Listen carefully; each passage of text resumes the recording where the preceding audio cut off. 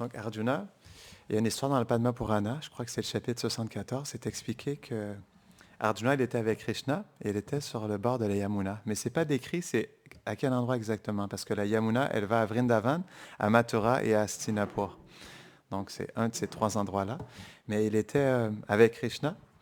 Et donc, ils étaient ensemble et ils discutaient paisiblement. Et Arjuna, il avait cette question qui brûlait à l'intérieur de lui. Et donc, il a posé cette question à Krishna. Il lui a demandé, il lui a posé la question, une question qui est très intime et que Krishna, normalement, ne dévoile pas si facilement. Mais comme il était l'ami intime de Krishna, il lui a quand même posé la question. Et donc, il lui a demandé euh, quel amour il ressentait pour les gopis. Et aussi, quelle sorte de gopis il y avait, quels habits elles portaient, quel était leur âge. Donc, il a posé toutes sortes de questions. Et donc, Krishna, au départ, il a dit, c'est pas quelque chose que je dévoile normalement, mais comme tu m'es très cher, je vais te partager. Et donc, Krishna, il a commencé à glorifier les gopis. Et lorsque Arjuna, il entendait ces glorifications, il était vraiment profondément attiré. Et donc, il a exprimé à Krishna le désir de pouvoir goûter à cet amour que les gopis ressentaient pour lui. Et donc, Krishna, il a fait des arrangements pour que Arjuna devienne une gopi. Et donc, il lui a demandé, donc, il était avec Arjuna et, je ne me rappelle plus du détail avant qu'il rencontre les gopis. Euh,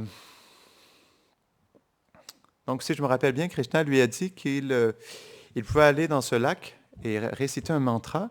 Il pouvait aller se baigner dans ce lac 3 fois et ensuite ses vœux seraient exaucés. Et donc, c'est expliqué qu'il est allé jusqu'à ce lac, il s'est baigné 3 fois, il a chanté ce mantra.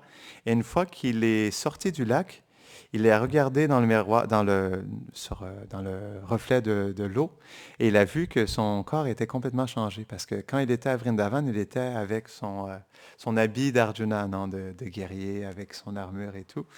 Et donc, quand il est ressorti, il avait cet habit de gopi. Et donc, il avait ce magnifique teint doré, et donc, il était vraiment surpris de voir sa forme. Et c'est expliqué que, juste en ayant cette forme, graduellement, il a commencé à oublier sa personne d'Arjuna. Et donc, mais il était là dans sa forme de gopi, mais il ne savait pas qui exactement il était. Donc, il se posait des questions, parce qu'il ne se rappelait plus qu'il était Arjuna. Et donc, il a décidé d'attendre, il ne savait pas vraiment où aller. Et donc, il est resté à cet endroit. Et à un moment donné, il y a des gopis qui sont passés, un groupe de gopis, c'était Priyamuda. Et donc, c'est intéressant parce que dans ce groupe de gopis, il y avait quatre différents groupes de gopis qui étaient présents dans le même groupe. Et donc, quand ils ont approché Arjuna, ils ont vu, ils étaient à l'autre côté de ce kund. C'est pas décrit c'est quel endroit, mais ils ont vu cette jeune fille toute timide, toute gênée qui était sur le bord de l'eau. Et donc, elles ont été attirées par sa beauté. Elles sont allées la rencontrer. Et donc, dès qu'elles ont vu cette jeune fille, elles lui ont posé la question, mais qui es-tu? D'où viens-tu? À qui es-tu marié? De quel village viens-tu? Quel est ton service? Et quel est ton amoureux? Et donc, mais comme Arjuna ne savait pas qui il était, il ne pouvait pas répondre réellement. Et il a dit, ben, je ne sais pas qui je suis. Donc, par une bonne fortune, je suis ici. Je ne sais pas qui est mon époux. Je ne sais pas qui est mon amoureux, qui est ma famille. Mais j'aimerais savoir qui vous êtes et de quel village vous êtes, quel est votre époux, quel est votre amoureux. Et donc, la chef principale des gopis a commencé à parler. Elle s'appelait Priyamuna Gopi. Et elle expliquait qu'il y avait quatre groupes de gopis. Il y avait le groupe de gopis qui étaient les Védas personnifiés, qui sont devenus des gopis. Non, parce que les Védas, ils ont prié à Krishna pour pouvoir devenir des gopis. Et il y avait aussi le groupe de sages, non? Qui étaient des sages du temps de Ramachandra et qui avaient eu un désir de relationner avec Ramachandra, mais dans une humeur de Madhurya, non, d'amoureux. Et il y avait aussi un autre groupe qui était les déesses, en fait, des filles de demi-dieux qui voulaient atteindre les pieds de Krishna et qui voulaient aussi devenir des gopis. Et donc, elle lui a dit il y avait ces trois groupes, plus un groupe de gopis qui étaient des Nitya Parshada, qui sont des associés éternels de Krishna, non, de Radha et Krishna. Et donc, elle a pris ce Arjuniya Gopi sous son aile et lorsqu'elle a entendu justement Arjuna Gopi, elle a compris qu'est-ce qui se passait, que Krishna avait fait cet arrangement pour que Arjuna puisse avoir l'expérience d'une gopi. Mais c'est expliqué par nos acharyas que Arjuna, il ne voulait pas l'humeur des manjaris. Il voulait vraiment l'humeur d'une gopi, être proche de Krishna physiquement, non? Parce que c'était son désir personnel, non? Et donc, Priyamuda Gopi, elle a pris Arjuna sous son aile et elle l'a amené près d'un lac. Et elle lui a dit, je veux que tu prennes refuge de ce lac. Et à tous les matins, je vais te donner ce mantra et je veux que tu adores la déesse Tripurari Devi. Et donc, elle disait que cette déesse, elle pourra exaucer tous tes désirs, non? Et c'est expliqué par nos acharyas que Tripurari, c'est Durga, mais en réalité, ce n'est pas une Durga ordinaire parce qu'il n'y a que Yoga Maya qui peut permettre à une personne d'entrer à Vrindavan, non? Donc, nos acharyas expliquent que cette déesse Tripurari, c'était en réalité Yoga Maya qui était venue pour introduire Arjuna Gopi, non? Et donc, elle lui a donné ce mantra et elle lui a demandé de l'adorer personnellement avec ce mantra qu'elle lui a donné. Et donc, elle lui a dit, je veux que à tous les matins, à tous les jours, je veux que tu m'adores personnellement et que tu récites ce mantra. Et donc, Priya Muda Gopi, elle a dit à Arjuna, OK, je vais te laisser maintenant.